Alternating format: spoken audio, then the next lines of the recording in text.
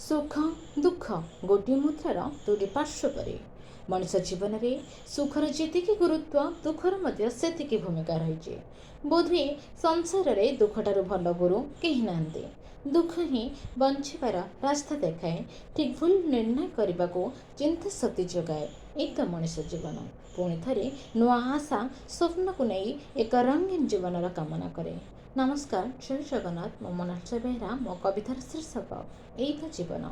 चलतु कवितार जाना ए जीवन संपर्क में। जीवनटा केदिन से संघर्षमय लहड़ी आसवा परी अचानक माड़ी आसे झड़ सीना चली जाए, किंतु जीवा परे सबको धूलिसात कर दिए।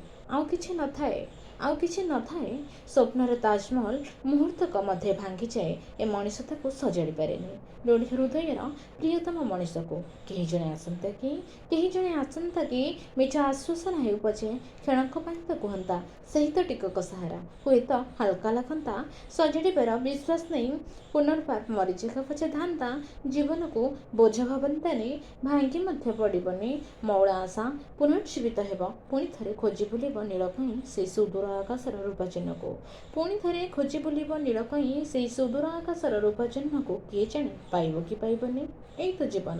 धन्यवाद।